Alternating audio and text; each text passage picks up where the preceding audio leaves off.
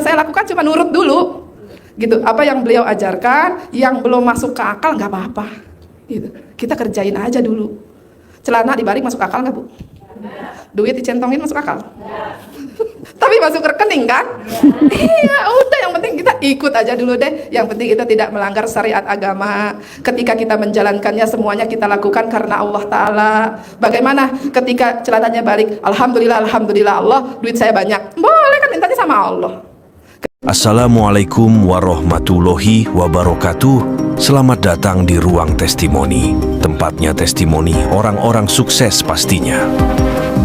Dan tidak banyak basa-basi lagi, mari kita simak video berikut ini.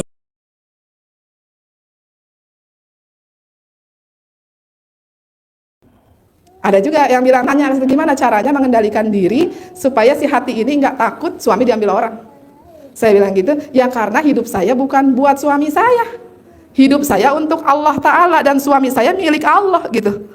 Dan kalau saya mau suami saya tetap setia, ya gampang, tinggal minta aja Allah buat suami saya setia kepada saya, gitu. Buat suami saya romantis kepada saya. Bu, saya tuh kalau berdoa begitu, Bu. Nggak, kalau bahasa Arab kan saya nggak ngerti kadang. Artinya apa saya minta, gitu. Jadi saya lebih suka berdoa dengan bahasa yang saya mengerti, gitu. Walaupun bahasa Arab nggak jelek, bagus banget, Bu. Bahasa Arab itu bahasa Quran. Ketika ibu dan bapak bisa berdoa dengan bahasa Arab dan tahu artinya, itu bagus banget. Tapi setidaknya kita harus paham apa yang kita minta kepada Allah. Jangan gini, Bu, dulu saya sebelum ke RDAY mintanya rezeki, Bu. Ya Allah, banyakin rezeki saya, besarkan rezeki saya. Tapi kok saya ngerasa nggak dikabul-kabulin ya? Karena yang saya minta rezeki. Rezeki itu kan global. Teman rezeki, suami rezeki, anak rezeki, napas rezeki. Kita berkumpul di tempat ini rezeki. Tapi kan saya nggak sadari itu. Nah, Pak Haji mengajarkan kepada saya, Bu, kalau lu mau minta duit ke Allah, ngomong, Bu, minta duit. Minta sama Allah, gitu. Mau lunas hutang, bilang Allah yang lunasin hutang-hutangnya. Mau kaya, Allah buat saya kaya raya. Allah buat hati saya senang. Allah buat hati saya nyaman ketika beribadah. Apapun bisa kita minta kepada Allah, asalkan keyakinannya tingkat dewa, kalau kata Pak Haji. Dan itu saya praktekkan. Sekecil apapun yang saya mau, saya pasti berdoa. Misalnya mau naik mobil nih, udah naik mobil, udah jalan jauh, saya lupa baca doa. Lupa minta pertolongan, minta perlindungan Allah. Itu saya akan mohon ampun kepada Allah. Astagfirullahaladzim, Allah, mohonkan ampunkan saya. Tadi saya tidak melibatkan engkau ketika saya naik ke mobil. Jadi pekerjaan kita akan lebih mudah ketika kita melibatkan Allahnya, gitu. Padahal melibatkan Allah ini kita sudah dilatih dari orok, Bu. Dari brojol kita sudah dilatih sama orang tua kita dengan doa-doa. Mau makan baca doa, habis makan baca doa. Mau tidur baca doa, sehabis tidur mau belajar, mau apapun, bahkan mau masuk ke pasar, mau masuk ke WC, ada doanya. Tapi apa sih pengertian doa dalam pikiran kita? Dalam pikiran saya dulu ketika saya belum mengenal RDAY, doa itu pengharapan. Jadi saya sedang berdoa mengharapkan Allah, misalnya saya mau naik mobil, Allah, saya mau selamat. Jadi saya bermohon kepada Allah supaya saya diselamatkan. Yang saya pahami cuma nyampe situ. Gitu. Dan ketika saya makan, saya kenyang dengan sehat kan begitu. Jadi pengharapan doa. Dan Pak Haji ada pantangannya, jangan berharap. Nggak boleh. Gitu kan. Jadi doa itu sebenarnya harapan atau apa kalau ada pantangannya berharap? Doa itu sebetulnya simulasi. Simulasi dari orang tua kita supaya kita selalu melibatkan Allah di setiap pergerakan yang kita lakukan. Kenapa beliau? Kalau ML, ini lakinya nyebut kabul hajat, istrinya amin, amin. Tujuannya apa tuh? Coba yang bisa jawab dapat 1 miliar malam ini tunai, ada gak? Ada tujuannya.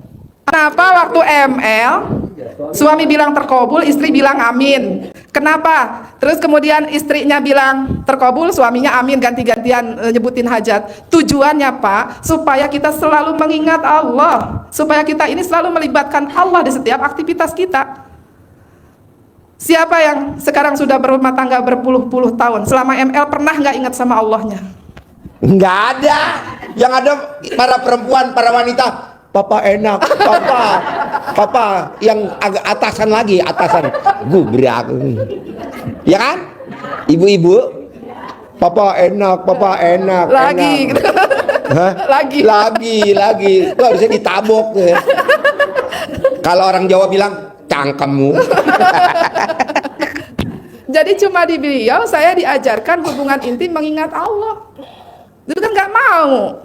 Dalam keadaan begini saya ingat Allah, dalam keadaan telanjang, kemudian porno, masa ingat sama Allah? Emang kepornoan itu siapa yang menciptakan? Emang ML itu siapa yang menciptakan? Tapi lagi enak ingat nggak sama Allah? Giran utang aja, Allah utang saya gimana ini? Giran enak Allahnya nggak dilibatkan. Nah kenapa doa ibu dan bapak selama ini dicuekin sama Allah?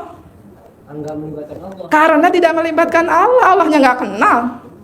Dan kita tidak kenal siapa Allah. Makanya saya bilang, saya belajar di pesantren, iya. Saya belajar dengan guru-guru yang lainnya, iya. Tapi yang mengenalkan saya kepada Allah, guru saya yang ini. Sip, tepuk tangan dong. Gitu. Seandainya aja hutang itu tidak menghimpit saya, terus saya tidak ketemu dengan beliau, mungkin sampai saat ini saya nggak ngeh. Sampai saat ini saya nggak ngerti kapan saya harus melibatkan Allah. Saya nggak ngerti hal-hal yang baik yang lainnya yang beliau ajarkan. Emang bahasa-bahasanya nyeleneh, Bu. Terkadang sambil duduk genjot-genjot nyontohin. Ya, lucu gitu kan. Tapi orang yang paham itu tidak menganggap kelucuan. Mungkin orang yang belum paham, apa sih Pak Haji jorok banget. Saya juga di awal begitu. Di awal. Jorok banget sih ngajarinnya, kok gitu sih. Yang nggak pantas, tabu. Padahal begitu kita kulik ilmunya. Masya Allah, ini luar biasa. Sip, tepuk tangan dong. Jadi alhamdulillah sejak saya paham ilmu itu Pak Haji, jadi saya mengerti ketika ML saya harus ingat sama Allah, melibatkan Allahnya sebelum ML berdoa dulu. Ketika enak alhamdulillah, gitu kan. Ketika udahan masya Allah alhamdulillah Allah atas kenikmatan yang Engkau anugerahkan. Ini ngomel dulu Pak Haji. Iya. Udah Bapak nggak usah lah, cuman assalamualaikum udah kelar. Assalamualaikum langsung keluar marah-marah. Jadi ngotor-ngotorin, becek-becekin, udah mendingan gak usah. Gitu nggak ada kayak gitu? Ada. Mana coba tunjuk tangan yang kayak gitu? Tunjuk tangan 1, 2. Bohong banget nih yang depan kalau enggak. Yang aku pokoknya besok dampingin anak yatim umroh mana? Ayo. Oh, beda. Aku semua. Gila banyak langsung. Aduh. Kalau ibu bapak bilang kok Bu Roni nuding, ya karena saya begitu. Gitu. Itu perilaku saya, pengalaman pribadi, Pak. Stand up di sini kalau bukan pengalaman pribadi gak bisa. Stand up comedy. Tepuk tangan dong. Kita nyontek-nyontek pengalaman orang, apa diceritakan itu nggak akan bisa natural, Pak. Apa yang saya ceritakan di sini pengalaman saya. Iya. Gitu. Nggak ngomongin orang siapa si A, si B, si C begini, enggak. Ini pengalaman saya gitu. Ketika saya belajar dengan Pak Haji, benar-benar didikte, benar-benar ibaratnya Pak Haji ini murid gue yang paling blow on nih, lu nih. Sampai saya pernah diancam sama Pak Haji. Bu, kalau utang lu lunas, awas lu yang utang lagi. Awas lu ya, gua nggak bakalan urusin lu. Saking beliau nggak mau saya banyak utang gitu. Sampai diancam, awas lu ya. Nggak tahu yang ancam masih inget nggak? Iya. Jadi saya diancam gitu. Jadi saya termotivasi untuk lunas hutang itu. Iya. Dan ternyata lunas hutang yang sebegitunya saya rasa sulit ketika saya sudah mengamalkan amalan-amalan yang Pak Haji kasih. Pantangan-pantangannya saya jauhi, itu mudah banget. Iya. Apa-apa yang sulit buat kita, buat Allah tuh mudah, Bu. Kalau dulu saya sering ditanya, Bu, apa sih Bu tipnya Bu supaya cepat terkabul? Udah deh lu nurut aja lah kata suhu. Gue juga nurut sih.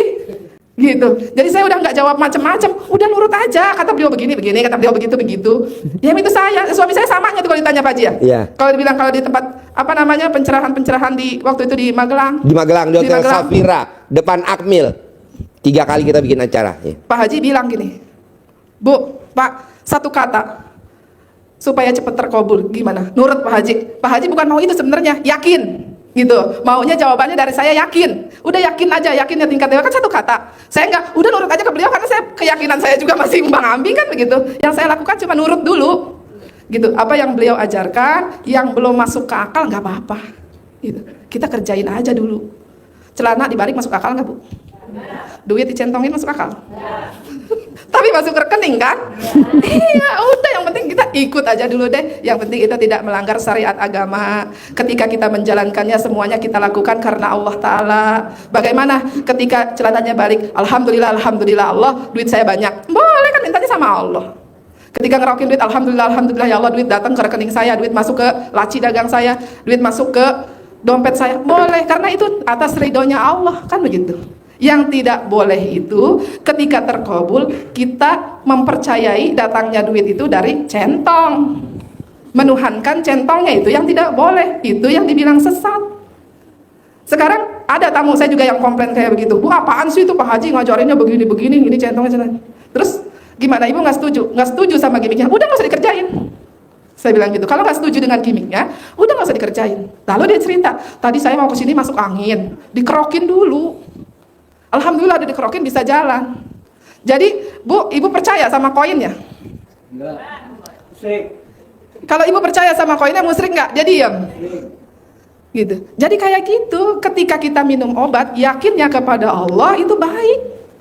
Tapi kita minum obat bodrek aja nih, bodrek kita minum, kita yakin nih sembuhnya dari bodrek, udah musyrik nggak? Itu sesat nggak percaya sama bodrek? Sesat. Berarti nggak minum bodrek lagi nih. Boleh nemuin apa? Iya, jadi kita tetap mau apapun obat yang kita minum, bahkan dokter ahli pun mengatakan bahwa ilmu kedokteran bukan ilmu pasti. Saya dulu punya pengalaman ketika anak saya sakit, beliau dokter ketua rumah sakitnya menjelaskan bahwa Bu, tindakan kepada Dede ini ada efeknya. Ada kemungkinan begini, ada kemungkinan begitu. Kami tetap harus jelaskan karena ilmu kedokteran yang kami jalankan bukan ilmu pasti. Waktu itu pas dokternya ngomong kayak gitu, saya ngerasa bangga bahagia. Kok bahagia? Iya, yang saya jalankan ilmu guru saya ilmu pasti. Gitu kan, berarti lebih tinggi dong, ya kan? Dan saya merasa bangga, alhamdulillah Allah, alhamdulillah Allah. Jadi bangganya bukan petungtang peteng-teng, bangganya ucap syukur kepada Allah gitu. Nah sekarang lagi banyak nih medsosnya bilang sesat.